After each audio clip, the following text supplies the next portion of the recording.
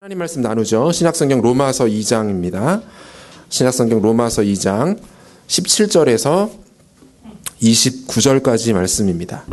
신약성경 로마서 2장 17절에서 29절까지 말씀. 신약성경 로마서 2장 17절에서 29절까지 말씀입니다.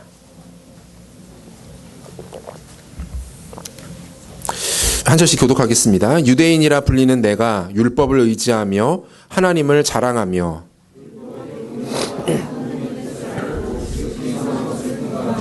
맹인의 길을 인도하는 자요 어둠에 있는 자의 빛이요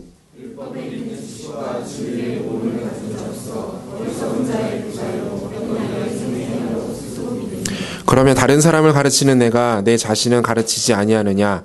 도둑질하지 말라 선포하는 내가 도둑질하느냐?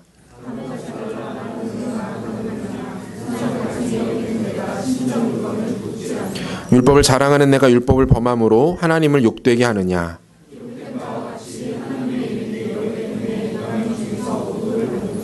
내가 율법을 행하면 할례가 유익하나 만일 율법을 범하면 내 할례는 무할례가 되느니라.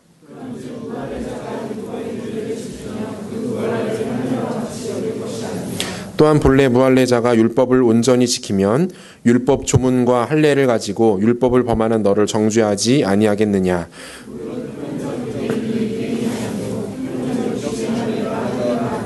같이 읽겠습니다. 오직 이면적 유대인이 유대인이며 할례는 마음에 할지니 영에 있고 율법 조문에 있지 아니한 것이라. 그 칭찬이 사람에게서가 아니요 다만 하나님 내게서니라. 아멘. 2005년 1월 미국의 예술가 프랭크 워렌은 3천여 통의 빈 엽서를 지하철역, 도서관, 미술관과 같은 공공장소에 비치합니다. 그리고 그 옆에는 다음과 같은 조그만 안내문을 붙여놓았는데요. 당신이 숨기고 있는 가장 큰 비밀을 적어서 보내주세요. 엽서에 발신자라는 없었습니다. 오직 수신자 주소만이 적혀 있었습니다. 엽서를 가져간 사람들은 그동안 차마 꺼내올 수 없었던 자신만의 은밀한 비밀들을 세상에 드러내기 시작했습니다. 물론 그 사연이 누구의 것인지는 아무도 알 길이 없었습니다. 프랭크 워렌은 이렇게 모인 누구의 것인지 알 수 없는 비밀들을 인터넷상에 모두 공개하고 갤러리에 전시했습니다. 얼마 지나지 않아 책으로도 발간을 했습니다. 사람들의 반응은 뜨거웠어요. 여기저기에서 감사의 글들이 도착했습니다. 덕분에 가슴이 시원해졌다라고 말하는 사람들이 있었고 그동안 꽁꽁 숨겨왔던 비밀을 꺼내놓는 과정에서 우울증이 극복됐다라는 사람들도 있었습니다. 그로부터 2년 후인 2007년 8월 비밀엽서 프로젝트는 인터넷 사이트로도 제작이 됩니다. 사이트가 문을 열자마자 동시에 8만 명이 가입할 정도로 반응은 폭발적이었습니다. 지금도 이 홈페이지에는 매주 10개의 은밀한 비밀들이 꾸준히 업데이트되고 있다고 합니다. 이 시대의 사람들이 가지고 있는 이중성의 모습을 가장 잘 대변해주는 현상이 아닌가라고 생각을 합니다. 지난 2000년에 개봉한 반치광이라는 영화가 있습니다. 무능력하고 소심한 셀러리맨이 우연히 프로레슬링 링을 배우게 되면서 벌어지는 해프닝을 그리고 있습니다. 직장에서는 무능하고 퇴출 예상 1호인 남자 주인공이 밤만 되면 가면을 쓰고 링 위에 올라가서 천하를 호령하는 레슬링 스타로 변하는 이중적인 삶의 모습이 나타납니다. 각박하고 험난한 세상이 사람들을 겉과 속이 다른 존재로 살아갈 수밖에 없게 만들고 있는 것 같습니다. 본의 아니게 이중적인 삶을 살아가야 하고 살 수밖에 없는 시대가 되어버린 것이죠. 하지만 이러한 이중성의 문제는 하나님의 백성이라면 반드시 극복하고 해결해야 할 모습입니다. 적어도 성도라면 하나님의 백성이라면 자신이 알고 있는 것과 행동하는 것이 일치하는 삶을 살아갈 수 있어야 합니다. 특별히 하나님 앞에서 여전히 겉과 속이 다른 모습으로 살아가고 있다면 그것은 큰 문제가 아닐 수 없는 것이죠. 왜 그렇습니까? 하나님이 우리의 모든 것을 아시고 감찰하시는 분이기 때문에 그렇습니다. 다른 사람을 속이는 것은 어려운 일이 아닙니다. 심지어 나 자신도 속일 수 있습니다. 하지만 하나님을 속일 수는 없기 때문입니다. 우리는 그분의 눈과 귀를 결코 피해갈 수 없다는 거예요. 욥기 34장 21절을 보니까 그는 사람의 길을 주목하시며 사람의 모든 걸음을 감찰하시나니 라고 말씀하고요. 잠언 21장 2절에도 사람의 행위가 자기 보기에는 모두 정직하여도 여호와는 마음을 감찰하시느니라 라고 말씀하고 있습니다. 모든 것을 감찰하시는 하나님의 눈을 피할 수가 없다라는 거예요. 그분을 속이는 것은 불가능하다라고 말씀합니다. 그러므로 하나님의 눈과 귀를 피해서 하나님 앞에서 이중적인 모습으로 살아가려고 애쓰는 것만큼 어리석은 인생은 없다라고 말씀하고 있는 거죠. 사도 바울은 계속해서 유대인들의 죄악을 드러내면서 그들이 가지고 있는 이중성을 향해서 끊임없이 조준하고 있습니다. 지난주에 살핀 2장 1절에서 16절까지의 말씀에서 우리는 이방인과는 다르게 유대인들에게만 특별히 적용되는 심판의 기준이 있음을 확인했습니다. 그것이 무엇입니까? 첫 번째로 하나님의 진리였죠. 자기가 만들어 놓은 자신만의 기준과 법칙이 아닌 하나님의 절대적인 진리가 기준이 되어서 다른 사람을 함부로 판단하고 평가하고 정죄하는 자들에게 동일한 하나님의 진리가 기준이 되어서 그를 판단하게 될 것이다 라고 말씀했었습니다. 두 번째는 행위였습니다. 여기서 말하는 행위라는 것은 단순히 종교적 행위나 자신의 의의를 드러내기 위한 행동이 아니라고 했습니다. 하나님을 향한 믿음과 사랑과 오직 구원이 여호와께만 있다라고 선언하고 고백하는 행위라고 했었죠. 그 믿음의 행위를 기준으로 유대인 한 사람 한 사람이 심판받게 될 것이다 라고 말씀했습니다. 마지막 세 번째로 하나님께로부터 받은 특별한 계시였습니다. 우리에게 조금 더 친숙한 개념으로 바꾸자면 은사라고 할 수 있다라고 했었습니다. 이방인들에게는 주어져 있지 않았지만 유대인들에게는 주어져 있는 것.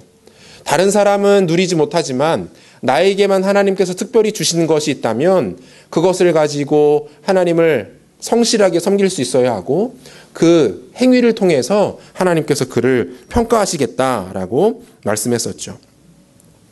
이러한 기준에 이어서 바울은 유대인들에게 절대적 차별의 기준이 되었던 두 가지 조건에 대해서 정면으로 도전하고 있는데요. 그것은 바로 율법과 할례였습니다. 로마서뿐만이 아니라 갈라디아서에도 보면 사도 바울과 유대주의자들의 치열한 논쟁이 반복되고 있는데 이 논쟁에 있어서 핵심은 바로 이 두 가지였습니다. 율법과 할례였어요. 율법을 가지고 있고 자신의 몸에 할례를 받은 자가 진정한 유대인이다, 하나님의 백성이다 라고 주장하는 사람들과 그것이 외적인 조건과 형식적인 규율이 절대로 무의미하다라고 선언하는 사도 바울의 첨예한 대립이 신약성경 전체에는 굉장히 편만하게 흐르고 있는 것들을 우리가 확인할 수 있다라는 거예요.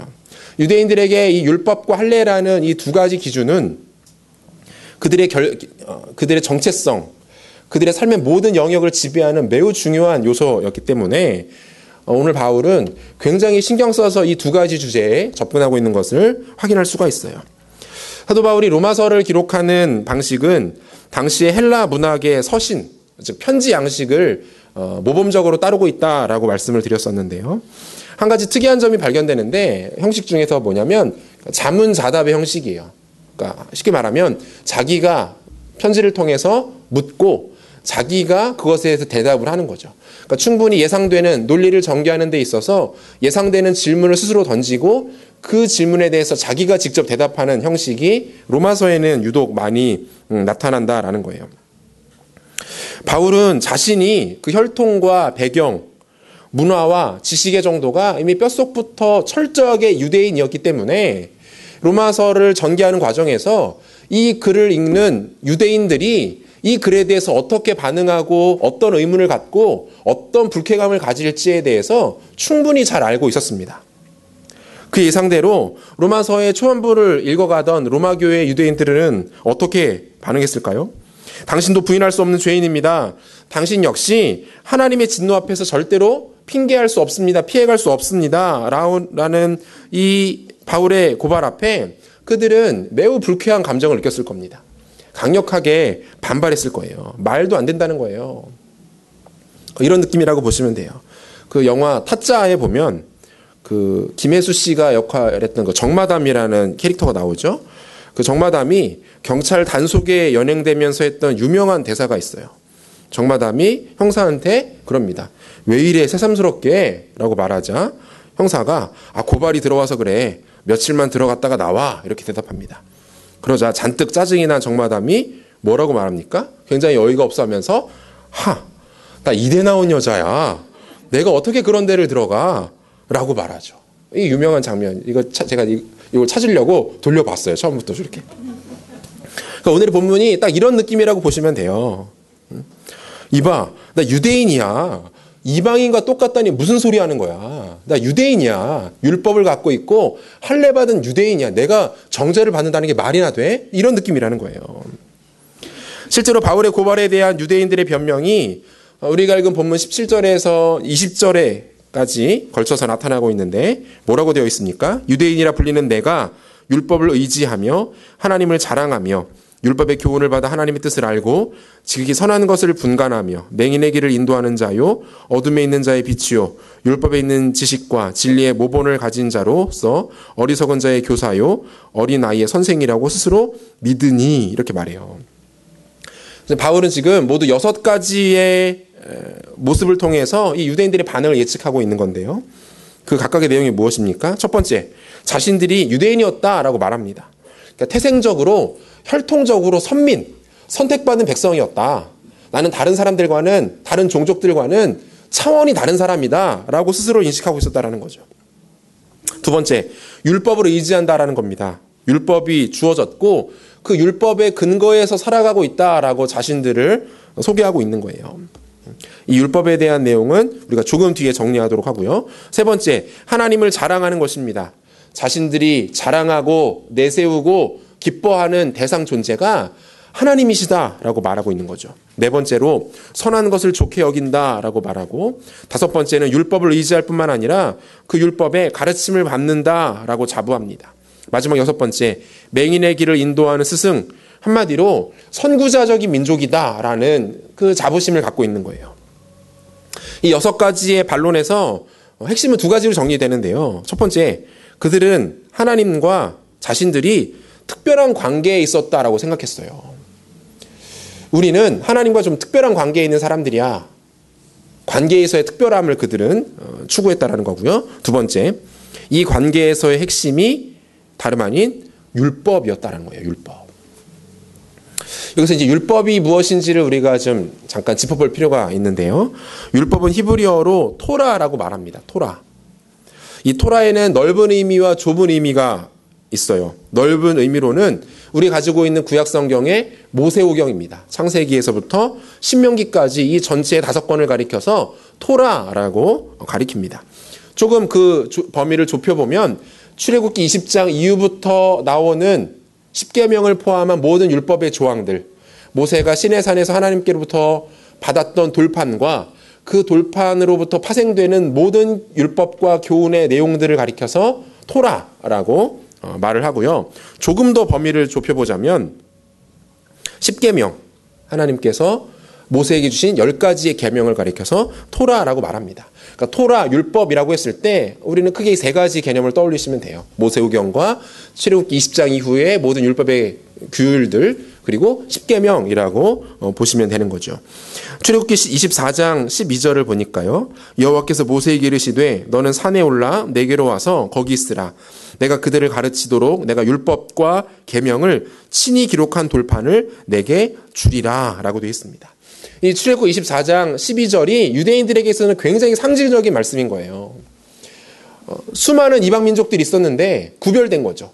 자신들을 불러서 친히 돌판에 기록하셔서 주신 말씀을 갖고 살아가는 족속들, 그 혈통들, 이게 유대인이라는 것에 대한 엄청난 자부심이 그들에게 있었던 겁니다. 이후 유대인들에게 율법은 그들의 상징이자 자랑이 되었습니다. 하지만 그들에게 있었던 오류는 무엇입니까? 이 율법을 형식적으로만 이해하고 받아들였다라는 거예요. 율법의 정신과 가치는 다 놓쳐버리고 껍데기만 남은 채 그 껍데기가 그들에게 우상이 되어버려서 그 글자의 단어에 집착하는 오류가 그들에게 나타나기 시작합니다. 시간이 지나면서는 그 율법을 자신들의 요구에 맞게 임의대로 바꾸어 적용하면서 그 본질마저 심각하게 훼손하고 말았습니다. 당시에 예수님께서 종교 지도자들과 바리새인들, 서기관들을 향해서 맹렬하게 비난을 퍼 부으시죠. 그들에게 주로 하셨던 친숙한 표현이 뭐였습니까? 이 독사의 자식들아, 이거였어요. 제가 설명드렸죠. 당시 팔레스타인 지역에는 독사가 많았고 우리나라에는 개가 많고 그 의미라고 보시면 돼요. 굉장히 친숙하게 이 독사의 자식들아, 우리로 하면은 자식들아, 그거를 그렇게 하실 정도로 예수님께서 그들을 증오하셨는데 그 핵심에는 뭐가 있는 거예요? 자신들만 알고 있는 율법의 구체적인 내용들을 임의로 바꾸어서 적용하기 시작했습니다. 자신들에게는 유리하게, 자신들이 좋아하지 않는 부류, 예수님과 같은 사람들에게는 매우 불리하게 적용했던 것이 그들의 오류, 악함의 모습이었어요. 본문 21절에서 23절까지의 말씀을 우리가 함께 읽어보도록 하겠습니다. 같이 읽겠습니다. 그러면 다른 사람을 가르치는 내가 내 자신은 가르치지 아니하느냐? 도둑질하지 말라 선포하는 내가 도둑질하느냐? 간음하지 말라 말하는 내가 간음하느냐? 율법을 자랑하는 내가 율법을 범함으로 하나님을 욕되게 하느냐? 지금 바울이 무엇을 하고 있는 겁니까? 유대인들의 이 치명적인 오류를 지적하고 있는 거예요. 유대인들은 율법을 통해서 자신들이 하나님의 백성이라는 사실을 드러내기 원했습니다. 그런데 바울의 생각은 조금 달랐어요. 하나님께서 유대인들에게 주셨던 그 엄청난 특권과 영광이 그들의 삶에 전혀 나타나고 있지 않았기 때문이에요. 그 율법은 다른 이들을 정죄하고 판단하는 데 있어서는 한치의 오차도 없이 정확하게 칼같이 적용되고 있었습니다. 하지만 정작 자신들에게는 조금도 적용되지 않고 있었어요. 자신들의 타락한 생각과 잘못된 행동, 악한 습관을 다스리는 데 있어서는 철저하게 무능력했던 것이죠. 잘못된 기준을 갖고 자신의 임의대로 그 기준을 적용해 나가기 시작합니다. 이런 것들을 진리로 받아들일 수 없는 거예요. 인정할 수 없다라는 거죠. 제가 결혼 초기에 거의 하루도 빼먹지 않고 집에서 했던 일이 있었습니다. 집 청소하는 일이었어요. 방과 거실을 매일 하루도 안 빼놓고 매일 청소를 했고 화장실은 일주일에 한 번 정도 청소를 했습니다. 아내를 시키지 않고 제가 직접 다 했어요. 그래서 아내는 그러한 저를 조금은 이상하게 생각을 하곤 했습니다. 시키지 않고 직접 다 해서 좋긴 하지만 매일 그렇게까지 할 필요가 있냐. 그렇게 더러워 보이지도 않는데 매일 그렇게 힘들게 쓸고 닦고 할 필요가 있냐라고 했어요. 가끔 한 달에 한 번 정도 아내가 어디 가서 이렇게 은혜를 받고 오면 자기가 먼저 이렇게 청소를 하는 경우들이 있었어요. 그런데 그럴 때마다 꼭 제 눈에는 머리카락이라든지 먼지 뭉치들이 이렇게 발견이 됩니다. 그러면 그걸 보면서 강력하게 비난하고 비판을 하고 싶지만 그렇게는 못하고 그냥 제가 얘기하죠. 하지 마, 내가 할게. 그냥 이렇게 하고 이렇게 했었어요. 근데 그렇게 이제 몇 해가 지나고 나서 요즘은 어떻게 되었을까요? 요즘. 이게 정말 신기하죠? 이게 정반대가 되었어요. 아내는 이제 매일 청소를 합니다. 아이들 셋이 막 이렇게 뛰어노는 집이니까 얼마나 그 난장판이고 청소할 게 많겠어요. 그런데도 신기할 정도로 매일같이 쓸고 닦고 청소를 깨끗이 해요. 심지어 집도 신혼 초보다 많이라고는 할 수 없지만 조금 넓어졌어요. 그런데 그렇게 청소를 열심히 하는 거예요. 그럼 저는 옆에서 한마디 이제 합니다. 아니, 청소를 어떻게 매일 할 수가 있어? 이틀에 한 번만 하자. 그러다가 제가 가끔 청소를 하고 나면 엄청 혼이 납니다. 청소를 하긴 한 거냐. 이렇게 할 거면 하지 마라. 이 말은 안 하고 그냥 청소 부지런히 잘하는 것 하나, 그거 하나 쓸만했는데 이제는 자기도 쓸모가 없어졌다. 뭐 이런 얘기를 이렇게 하곤 하죠. 이게 이상하지 않습니까? 저희 둘 사이에서도 굉장히 미스테리인데 예전에는 저에게는 청소하는 것이 굉장히 즐겁고 행복하고 의미 있는 일이었어요. 그러니까 목사에게 어울리는 일 아닙니까? 더러운 것을 깨끗하게 하고 상한 것을 치유하는 일들이니까 저는 이게 사역적으로 굉장히 저에게 의미 있는 일이다라고 이렇게 했었던 것 같은데 요즘에는 너무 하기가 싫어진 거예요. 그러니까 오히려 예전에 제가 아내에게 제시했던 높은 청소의 기준과 청소에 대한 철학과 가치가 오히려 저에게 부메랑이 되어서 돌아오면서 더 큰 욕과 수모와 공격을 당하고 있는 거죠. 유대인처럼 되어버린 거예요. 자기가 제시하는 의미 없는 기준들이 오히려 자기를 공격하는 상황이 되어버린 겁니다. 부메랑 효과라는 말이 있어요. 경제 용어인데요. 성진국에서 개발도상국이나 후진국에 자본을 투자해서 이게 한 산업을 일으켜줍니다. 그런데 그 산업이 현지의 수요를 초과하게 되면서 오히려 자국으로 역수출이 되어버리고 그로 인해 자국 경제에 부담을 주는 현상을 부메랑 효과라고 말합니다. 유대인들에게 자랑이었고 긍지였던 율법과 높은 기준과 잣대들이 오히려 자신들에게 치명적인 공격을 가하게 된 것이죠. 요한복음 8장에 보면 한 여인이 음행 중에 붙잡혀서 사람들 앞에 끌려오게 돼요. 그 자리에는 마침 예수님도 함께 계셨습니다. 서기관과 바리새인들은 예수님께 이 여인을 어떻게 하면 좋겠냐라고 물어요. 이 사건은 사실 좀 수상합니다.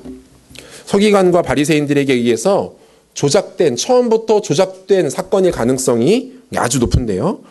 두 가지를 좀 추리해 볼 수 있어요. 하나는 음행 중에 잡혔다라고만 할 뿐이지 다른 증인이나 증거가 나타나지 않고 있어요.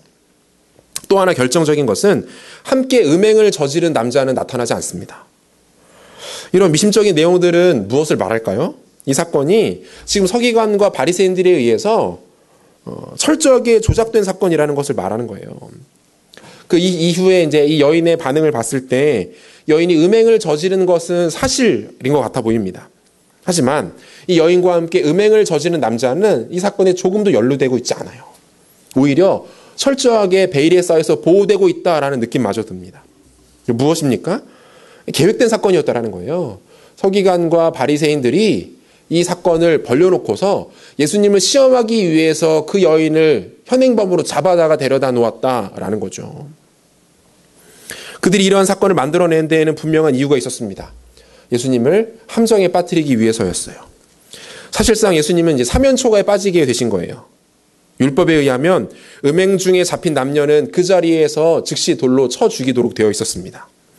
만약 예수님께서 율법대로 그 자리에서 그 여인을 돌로 쳐서 죽인다면 두 가지 문제가 생기게 돼요. 하나는 그동안 죄인들을 향한 사랑과 긍휼을 말씀하신 것에 대한 모순에 빠지게 됩니다. 그동안 예수님께서 보이셨던 행동과 말들이 다 거짓이 되어버리는 거죠. 언행이 일치하지 않게 되는 거예요. 둘은 당시 유대 사회에 적용되었던 로마법을 정면으로 위반하는 것이 됩니다. 사형 집행은 로마 당국의 고유한 권한이었기 때문이에요. 반대로 예수님께서 그 여인을 돌로 치시지 않는다면 예수님은 정면으로 율법을 부인하고 지키지 않으신 것이 되기 때문에 종교 지도자들에게 좋은 공격의 빌미를 제공하게 되는 것이었죠. 어떻게든 결정을 내리셔야 되는 상황이에요. 이도저도 못하는 그런 상황입니다. 주님의 결정은 뭐였습니까? 예수님께서 한 가지 행동과 한마디 말씀으로 이 모든 상황을 깔끔하게 정리해 버리시는데요. 요한복음 8장 6절에서 8절까지 말씀인데요. 같이 읽겠습니다. 그들이 이렇게 말함은 고발할 조건을 얻고자 하여 예수를 시험함이러라. 예수께서 몸을 굽히사 손가락으로 땅에 쓰시니 그들이 묻기를 맞이 않은지라. 이에 일어나 이르시되 너희 중에 죄 없는 자가 먼저 돌로 치라 하시고 다시 몸을 굽혀 손가락으로 땅에 쓰시니 이렇게 돼 있어요. 예수님은 아무 말씀하지 않으시고 먼저 몸을 굽혀 손가락으로 땅에 무언가를 기록하기 시작하십니다. 요한은 예수님께서 땅에 기록하신 내용이 무엇인지 구체적으로 소개하고 있지는 않아요. 하지만 전통적인 해석과 그 주석가들의 견해를 따르면 아마도 예수님께서 그 자리에 모여있는 사람들의 죄의 목록을 하나씩 기록해 나갔을 것이다 라는 해석이 지배적입니다. 그리고 일어나서 말씀하시죠. 너희 중에 죄 없는 자가 먼저 돌로 치라. 너희 중에 먼저 죄 없는 자가 돌로 쳐라.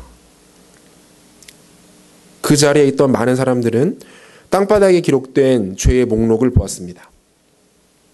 그곳에는 자신이 오늘 아침, 아니 조금 전에 지었던 낯뜨겁고 부끄러운 죄의 이름들이 기록되어 있었어요. 그들 중 아무도 여인을 향해 돌을 들지 못했습니다.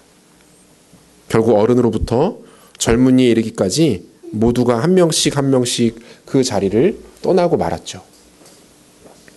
유대인들, 특별히 서기관들과 바리새인들이 갖고 있는 자기 모순과 교만함이 얼마나 추악하고 더러운지를 잘 보여주는 장면이라고 할 수 있습니다. 그들은 엉터리였어요. 잘못된 기준과 잣대를 가지고 함부로 남을 평가했는데 그것이 오히려 부메랑이 되어서 자기에게 칼끝을 겨누게 된 것입니다. 유대인들은 크게 오해하고 있었어요. 율법을 가진 것, 하나님에 대한 얄팍한 몇 가지 지식을 갖고 있는 것이 자신들의 의로움과 구원을 보장해 줄 것이라고 생각했습니다. 동시에 오용하고 있었습니다. 잘못 사용했던 거죠. 자신들에게 주신 그 영광스럽고 거룩한 율법을 잘못 사용하고 있었어요. 그들이 율법을 통해서 점검하고 가르치고 확인해야 하는 대상은 다른 이들이 아니었죠. 바로 자기 자신이었던 것입니다. 그들은 율법을 통해서 하나님을 만나고 그 율법의 준엄한 말씀들을 보면서 자신의 모습을 비추어 돌아보았어야만 했습니다. 나는 잘 살고 있는가? 나는 하나님의 백성답게 살고 있는가? 그분의 말씀에 흔들림 없이 오차 없이 서 있는가? 그것이 그들의 최우선의 관심사여야만 했습니다. 여러분, 이 말씀 앞에 가장 큰 찔림과 충격을 받아야 하는 사람이 누구겠습니까? 바로 저입니다. 저는 요즘 로마서를 묵상하면서 두 가지 이유 때문에 매주 절망합니다. 저는 태어나서 주일이 이렇게 빨리 오는 때를 처음 살아봐요. 월요일이 되어서 월요일이구나 생각하고 나서 잠깐 정신줄을 놓고 있으면 금요일이 돼버립니다. 두 가지 이유 때문에 저는 매주 쫓기면서 절망하는데요. 아마 보신 분들은 아시겠지만 토요일 오후만 되면 제가 몰골이 말이 아니에요. 원래 말이 아닌데 얼굴은 하얗게 질리고 수염은 더 무성해지고 눈동자는 흐릿해집니다. 한 가지는 이 로마서를 연구하고 이해하고 이것을 누군가에게 설명하는 일이 아직 저에게는 너무 어렵습니다.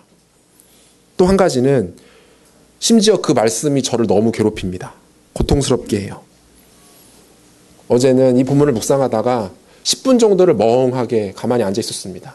순간적인 느낌은 영등포 타임스퀘어 1층에서 발가벗긴 채로 누군가한테 매를 맞고 있는 듯한 느낌이었어요. 당혹감을 느꼈습니다. 어제도 관련된 주석을 읽다가 저를 몹시도 당황스럽게 했던 글이 하나 있었는데요. 본문에 대한 마틴 로이드 존스 목사님의 설명입니다. 한번 들어보죠. 매일 성경을 읽으면서 성경이 말하는 진리를 자기 자신에게 적용하는가?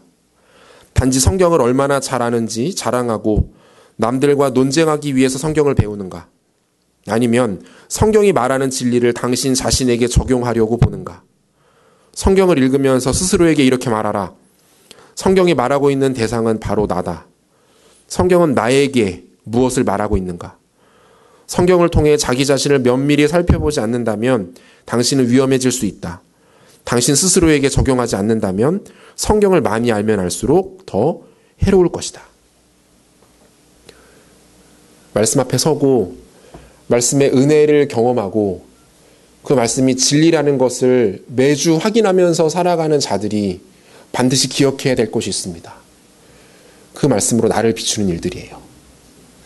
다른 이들을 향해서, 다른 세상을 향해서 잣대를 들이대기 앞서서 나를 먼저 비추는 일이 최우선적으로 있어야 되는 모습이라는 거예요. 우리 교회가 추구하는 성경적 가치관은, 그리고 신학은 개혁주의입니다. 종교개혁의 정신을 따르고 인정하는 거죠. 이 과정에서 우리 개개인에게 필요한 것 역시 개혁이에요. 끊임없이 새로워지고 변화되는 것입니다. 하나님의 말씀이 오직 기준이 되어서 그 앞에서 끊임없이 내가 갱신되고 새로워지는 것, 그것이 개혁주의 신학이 가르치고 지향하는 궁극적인 목표라는 거예요. 인간에게 나타날 수밖에 없는 오류와 한계, 약함과 악함을 겸손하게 인정하고 하나님의 은혜를 간절히 구하고 사모하는 것이죠. 여러분, 매일의 삶 속에서 특별히 하나님의 말씀 앞에 이 과정이 단절되면 복음은 생명력을 잃게 됩니다. 복음이 나를 바꿀 수 없고 십자가가 나를 그리스도 앞으로 온전히 인도할 수 없는 거죠. 사랑하는 여러분, 말씀이 나를 깊이 찌르고 나를 괴롭게 하고 나를 불편하게 하는 것은 여러분들이 그리스도인이라는 가장 명확한 증거라는 것을 잊지 마시기 바랍니다. 말씀 앞에 둔해지는 것을 경계하십시오. 복음 앞에 더 이상 부끄러움 없이 뻣뻣하게 고개를 드는 것을 불안해해야 합니다. 그것이 성도이고 그것이 생명력을 가슴에 품고 살아가는 주의 백성들이라는 것, 우리는 기억해야 한다는 거예요. 지난 금요일이었던 것 같은데요. 지하철 9호선 봉은사역의 역 이름에 대해서 기독교 연합단체들이 서울시에 공식 성명을 발표했습니다. 역 이름을 봉은사역이 아니라 코엑스역으로 바꾸라는 거예요. 그 사찰 이름이 그 지하철 역 이름에 지정되는 것이 싫다는 것입니다.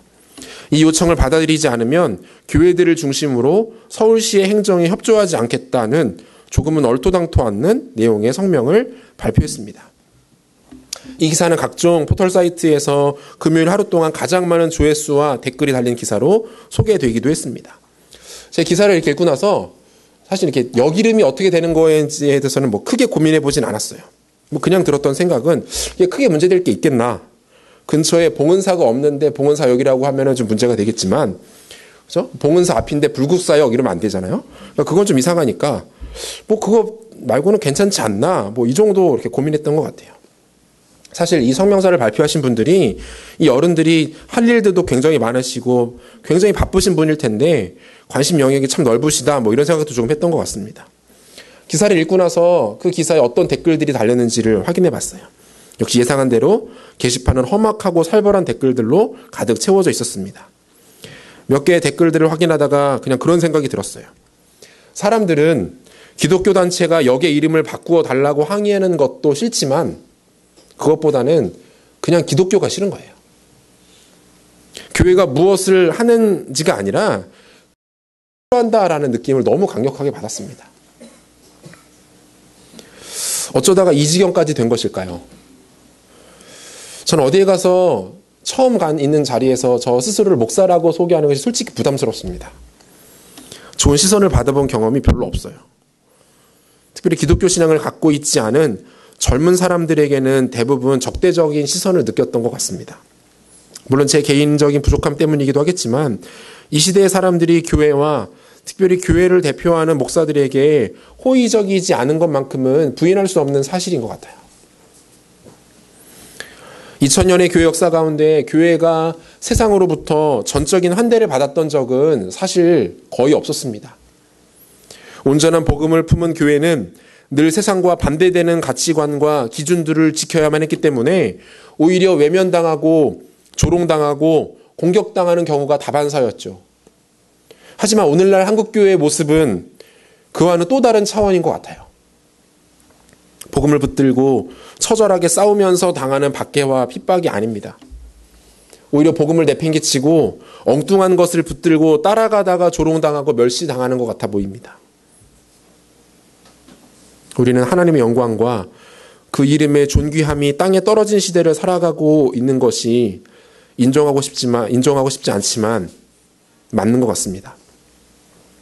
사도 바울은 이 상황을 오늘 본문을 통해 이렇게 표현하고 있죠. 본문 24절 말씀을 한 목소리로 읽도록 하겠습니다. 기록된 바와 같이 하나님의 이름이 너희 때문에 이방인 중에서 모독을 받는도다. 사도 바울은 유대인들을 가리켜서 여기서 말하는 유대인은 그리스도인이라고 바꾸어도 전혀 손색이 없습니다. 그들을 가리켜서 이렇게 말하고 있는 거예요. 너희들 때문에 하나님의 이름이 지금 땅에 곤두박질 치고 있다라고 말하고 있는 거예요. 바울은 구약을 인용해서 하나님의 영광이 모독받는 현실을 설명하고 있는데요. 우리가 구약성경 두 곳에서 찾아볼 수 있는데 먼저는 이사야 52장 5절입니다. 이사야 52장 5절 같이 읽겠습니다. 그러므로 이제 여호와께서 말씀하시되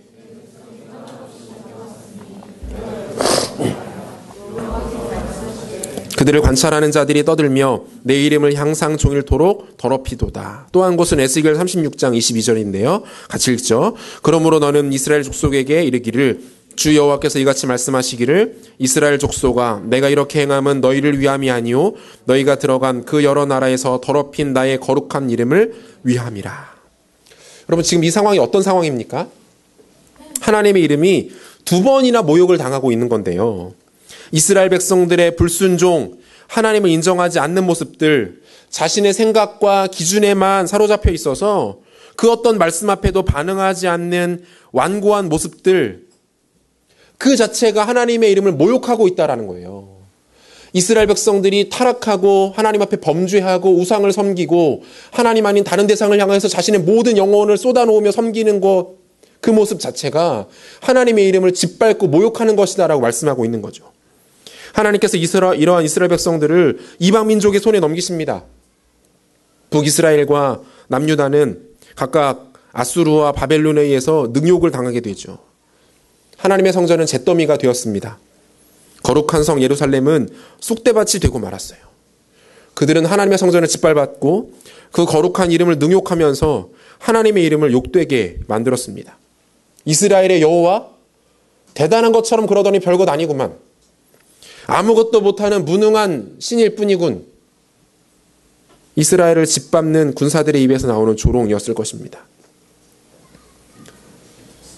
사랑하는 여러분,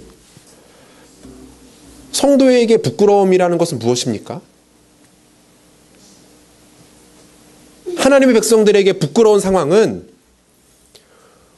취업이 잘 안 되는 것, 좀 더 많은 연봉을 받지 못하는 것, 남들이 모두 부러워할 만한 대우를 받고 소유를 갖고 능력을 갖추지 못하는 것이 아닙니다. 이런 것들을 갖추고 있어야만 하나님의 이름을 드높이고 하나님을 영광스럽게 하는 것이 절대로 아니에요. 오히려 세상의 기준과 가치의 노예가 되어서 끌려가는 것, 세상이 말하는 성공을 이루지 못한 것에 대한 열등감, 부끄러움, 자괴감을 갖는 것이 하나님을 모욕하는 거라고 말씀하고 있는 거예요. 성경이 말씀하고 있는 것에 굳게 귀를 닫고 세상의 기준과 자신의 탐욕, 욕심에 끌려 살아가는 것이야말로 하나님의 이름을 욕되게 하는 것과 마찬가지다라고 말씀하고 있는 것입니다. 진짜 부끄러운 것이 뭔지 알아야 돼요.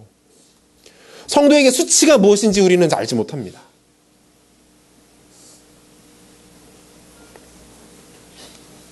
하나님의 백성들은 그렇게 살아가는 사람들이 아니에요. 하나님께서 우리를 그런 기준에 맞춰서 그런 마음을 품고 살아가라고 젊을 때에 부르신 것이 아니라는 것입니다.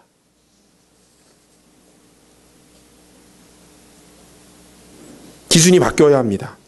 하나님의 백성들은 세상적인 기준과 성취와 가치에 취해서 무의미하게 이 땅을 살아서는 안 된다라는 것입니다. 여러분들이 지난 한 주 동안 세상을 살아가면서 붙들었던 모든 세속적인 가치관과 생각들, 그 기준들이 곧 하나님의 이름을 모독하는 것임을 우리는 기억해야 합니다. 사도 요한은 세상을 대하여 성도가 갖추어야 할 삶의 자세를 이렇게 정리하고 있습니다.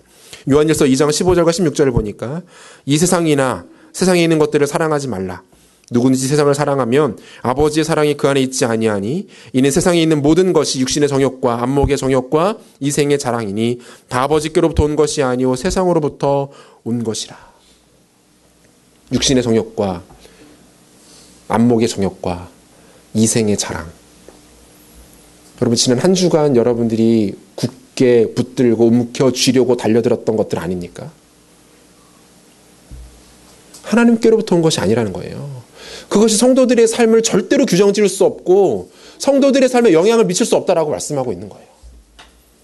그것을 붙들 때 성도들은 추악해집니다. 그것 따라갈 때 성도들은 비참해지기 시작하는 거예요.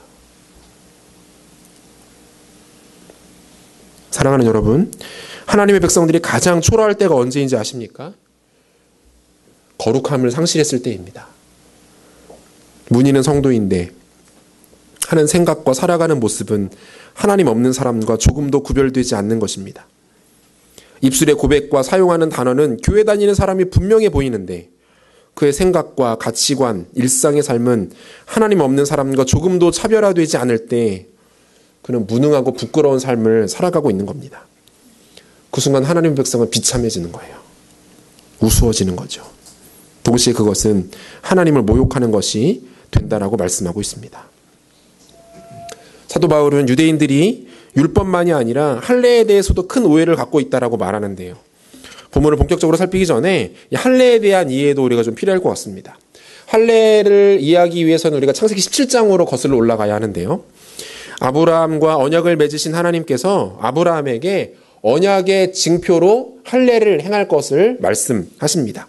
창세기 17장 9절에서 11절까지 말씀 보니까 하나님이 또 아브라함에게 이르시되 그런즉 너는 내 언약을 지키고 내 후손도 대대로 지키라. 너희 중 남자는 다 할례를 받으라. 이것이 나와 너희와 너희 후손 사이에 지킬 내 언약이니라. 너희는 포피를 베어라. 이것이 나와 너희 사이의 언약의 표징이니라 라고 말씀하세요. 쉽게 말하면 남성의 신체 중 일부의 피부를 잘라내는 것을 할례라고 말합니다. 할례라는 단어 자체가 그래서 잘라냄, 떼어냄이라는 의미를 가지고 있어요. 이것은 과거, 죄, 허물과의 단절을 의미합니다. 하나님과의 언약을 맺은 하나님의 백성들이 자신의 과거를 떼어내고 자신의 죄를 잘라내고 자신의 허물과 수치를 떨궈낸다라는 의미를 갖는 것이 이 할례라는 의식이라는 거예요. 하나님은 아브라함에게 이 할례를 요구하시고 그의 자자손손 대대로 이 할례를 지켜 행할 것을 말씀하시죠. 계속해서 창세기 17장 12절에서 14절까지 보니까 너희의 대대로 모든 남자는 집에서 난 자나 또는 너희 자손이 아니라 이방 사람에게서 돈으로 산 자를 막론하고 난 지 8일 만에 할례를 받을 것이라. 너희 집에서 난 자든지 너희 돈으로 산 자든지 할례를 받아야 하리니 이에 내 언약이 너희 살에 있어 영원한 언약이 되려니와 할례를 받지 아니한 남자 곧 그 포피를 베지 아니한 자는 백성 중에서 끊어지리니 그가 내 언약을 배반하였음이니라 라고 되어 있습니다. 이 할례라는 예식과 함께 같이 이해해야 될 중요한 언약 체결의 모습이 있는데요. 이 모습은 2장 더 앞으로 건너가서 창세기 15장에 나타나요. 하나님께서 아브라함을 부르십니다. 그리고 아브라함을 포함한 그의 모든 자손들과 한 가지 언약을 체결하십니다. 그 언약 체결의 형식, 방식은 이랬어요. 아브라함에게 3년 된 암소와 3년 된 암염소, 동일하게 3년 된 수량, 그리고 산비둘기와 집비둘기 새끼를 준비하라고 명하십니다. 새를 제외한 모든 동물은 잡아서 정확하게 그 시체를 반으로 가르게 하세요. 그리고 그 반으로 가른 시체를 양쪽으로 펼쳐 놓으라라고 말씀하십니다. 그리고 어떻게 하시냐면 하나님께서 직접 그 시체들 사이로 지나가시면서 아브라함과 언약을 체결하시는 모습이 나타나요. 창세기 15장 17절인데요. 해가 져서 어두울 때에 연기나는 화로가 보이며 타는 횃불이 쪼갠 고기 사이로 지나더라. 이 아브라함과 하나님께서 맺으신 이 언약 체결의 모습은 당시 고대 근동 지역에서 두 국가 간에 또는 두 부족 간에 두 개인 간의 언약을 맺을 때 종종 사용했던 방식이었다고 합니다. 오늘날에는 공식적인 협정이나 조약에 서로의 그 사인을 이렇게 남기게 되지만 고대 사회에서는 언약을 체결하는 과정에서 가장 중요하게 포인트를 주었던 것은 이 언약이 누군가에 의해서 깨지게 되었을 때 어떤 징계와 저주를 받게 되는가를 미리 시연하는 거죠. 연기하면서 그 언약의 중요성과 무게감을 서로 확인하는 과정이었다라는 거예요. 언약 체결하는데 무시무시하죠. 어떻게 된다라는 거예요. 누군가 둘 중에 하나가 언약을 어기면 이 짐승들처럼 동물들처럼 반으로 쪼개지게 될 것이다 라고 확인하는 과정이라는 거예요. 고대 문헌을 찾아보면 어떤 문헌에서는 언약 체결을 할 때 서로가 자신의 머리에 모래를 한 줌 쥐어서 모래를 뿌립니다. 어떤 의미를 가지고 있냐면 우리 중에 한 명이라도 언약을 어겼을 시에 그 사람이 이 재와 같이 될 것이다 라는 살벌한 의미를 갖고 있다는 거예요. 하나님께서 이와 같은 방식으로 언약을 체결하신다는 것은 무엇을 말할까요? 그분이 아브라함에 대해서 아브라함의 자손들에 대해서 약속하시는 거예요. 내가 영원토록 너의 하나님이 되고 너를 붙들고 인도하고 책임져 주지 않으면 이 짐승들처럼 내가 쪼개짐을 당하겠다라고 말씀하고 있는 거예요. 할례 역시 같은 개념으로 이해해야 합니다. 인간이 하나님의 말씀에 불순종하고 전심으로 주님을 섬기지 않으면 어떻게 된다라는 거예요? 그분으로부터 잘려져 나가게 된다라는 거예요. 그분에게서 떨어져 나가게 되어도 그것을 감수할 수밖에 없다라는 의식이 바로 할례라는 것입니다. 그러므로 유대인들이 오해하고 있었던 것처럼 할례가 그들에게 어떤 것을 보장해 주지 않습니다. 할례를 받았다는 것은 약속과 신실함에 대한 더 무거운 책임을 지게 되었다는 거지 할례 자체가 그들에게 어떠한 구원도 어떠한 의로움도 보장해 줄 수 없었다라는 거죠. 유대인들은 이것을 이해하지 못했던 거예요. 우리는 본문에서의 이 할례를 세례라는 단어로 바꾸어서도 충분히 이해할 수 있는데요. 할례라는 단어를 세례라는 말로 바꾸어서 우리가 28절과 29절 상반절을 다시 한번 읽어보도록 하겠습니다. 무릇 표면적 유대인이 아니요 표면적 육신의 세례가 아니니라. 오직 이면적 유대인이 유대인이며 세례는 마음에 할지니 영에 있고 율법 조문에 있지 아니한 것이라. 사람에서가 아니요 다만 하나님 내게서니라. 어떻습니까? 의미가 조금 더 우리에게 직접적으로 다가오지 않습니까? 유대인들은 바울의 이 말을 듣고 큰 충격에 휩싸였을지도 모릅니다. 왜 그래요? 그들은 할례라는 것에 대한 절대적 신뢰를 가지고 있었거든요. 난 난지 8일 만에 할례 받은 사람이야. 혈통은 아니었지만 나는 유대인이 되기로 했고 유대교로 개종을 했고 할례를 받았어. 그러므로 나에게 더 이상의 진노와 저주는 없어. 이게 당시 유대인들이 가지고 있었던 사고였어요. 심지어 그들은 할례를 받은 사람은 그 누구도 지옥에 떨어지지 않는다라는 말을 고백처럼 공식적인 고백과 선언처럼 하고 다녔습니다. 치명적인 오해가 아닐 수 없죠. 겉모습의 할례가 우리에게 아무것도 보장해 주지 못해요. 세례 받았다는 것, 신앙생활의 연수, 교회에서의 직분과 역할, 훈련받은 과정과 훈련받은 정도 그 무엇도 우리에게 의미가 없다라는 거예요. 마음의 할례가 필요합니다. 우리 마음의 교만과 불순종, 헛된 생각과 세상적인 가치, 이기적인 마음, 하나님을 무시하는 모든 생각과 사상들에 대한 잘라냄, 할례가 있어야 합니다. 마음에 대한 할례예요. 우리 마음에 끊임없이 세상을 향해서 하나님을 모욕하고 무시하는 모든 가치들을 향해서 그것들을 칼로 그어내버리는 모습이 필요하다는 거예요. 사랑하는 여러분, 복음은 의외로 겉으로 보이는 것과 큰 상관이 없습니다.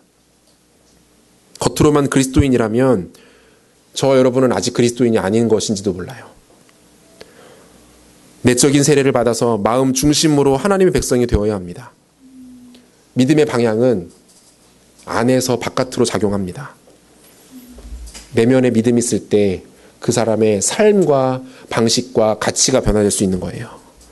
진정한 복음은 나의 생각과 의지를 바꿀 뿐만 아니라 행동과 삶, 인생의 모든 방향까지 움직이는 능력을 갖고 있다라는 것이죠. 복음을 향한 감격과 은혜가 우리 가운데 사라지는 것을 두려워하셔야 합니다. 끊임없이 그것들을 붙잡고 그 안에 거하기 위해서 몸부림치셔야 돼요. 종교적인 습성과 행위에만 익숙해져 버린 교회 문화가 절대로 우리에게 구원을 보장해 주지 못합니다. 내면의 할례가 필요해요. 우리의 심령 가장 깊은 곳에 하나님의 은혜와 세례가 부어져야 하는 것입니다. 말씀을 좀 마무리하려고 하는데요. 계속해서 로마서를 함께 나누면서 저는 여러분들에게 개인적으로 죄송스러운 마음이 좀 있습니다. 우리 중 대부분은 일주일 중에 한 번 지치고 피곤한 몸을 이끌고 이 자리에 나옵니다. 가뜩이나 한 주 동안 힘들고 정신없고 심란했는데 교회에 와서 또 다른 차원의 심란함을 느끼게 하는 것은 아닌지라는 생각이 들기도 합니다. 말씀을 이해하신 분들은 복음 앞에 찔림을 당해서 심란할 것이고 그렇지 않은 분들은 도대체 무슨 이야기인지 알아듣지 못해서 심란함을 느낄 수도 있습니다. 그래서 불편한 마음이 없지 않아요. 하지만 여러분, 저 개인적인 사견이 아니라 성경은 우리에게 분명하게 선언합니다. 일주일에 한 번 교회에 나오는 것이 우리의 구원을 절대로 보장해 주지 못합니다. 이 자리에 나와서 예배를 드리고 11조를 하고 그리스도인이라고 이름표를 걸고 다니는 그 모든 삶과 습관들이 우리의 영혼의 때를 보장해 주지 못한다라고 분명하게 선언하고 있습니다. 오히려 이 거칠고 무례한 복음 앞에 면박당해야 합니다. 꾸지람 들어야 하죠. 초라함을 느끼고 수치를 경험할 때 우리는 우리의 성도됨을 확인할 수 있는 것입니다. 내 비참함과 더러움의 끝이 어디인지를 봐야 해요. 성경은 이것이 교회와 말씀의 진정한 역할이라고 우리 가운데 말씀하고 있습니다. 사도 바울은 이러한 복음 앞에서의 절망과 비루함을 겪은 자들만이 결국 자신에게 필요한 것이 무엇인지 깨닫게 된다라고 말해요. 그리고 마지막으로 골로새서 2장 11절 말씀을 같이 읽고 말씀을 좀 마무리하겠는데요. 같이 읽도록 하겠습니다.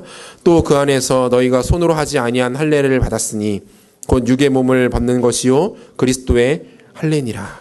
뭐라고 말합니까? 손으로 하지 아니한 할례가 필요하게 되었다라고 말합니다. 그것은 육의 몸을 벗는 것이고 그리스도의 할례라고 말해요. 하나님의 아들 예수 그리스도를 통해서 행해지는 온전하고 완전한 할례입니다. 우리의 전인격과 감정, 생각 가운데 행해지는 보혈의 능력과 임하는 우리 주 예수 그리스도의 은혜를 말하는 것입니다. 자신의 밑바닥이 어떤지를 적나라하게 확인한 사람은 본능적으로 그리스도를 향할 수밖에 없습니다. 자신에게 유일한 소망이 세상의 그 어떤 것이 아니라, 내가 꿈꾸는 그 이상적인 삶이 아니라, 나를 현실적으로 가장 도와줄 수 있는 그 누군가가 아니라, 나를 이 추악한 저주와 죄악과 오염에서 건지실 수 있는 예수 그리스도라는 사실을 그는 분명하게 깨닫게 된다는 거예요. 1000번, 10,000번을 말해도 부족함이 없습니다. 우리에게 예수가 필요합니다. 우리에게 그리스도가 계셔야만 합니다.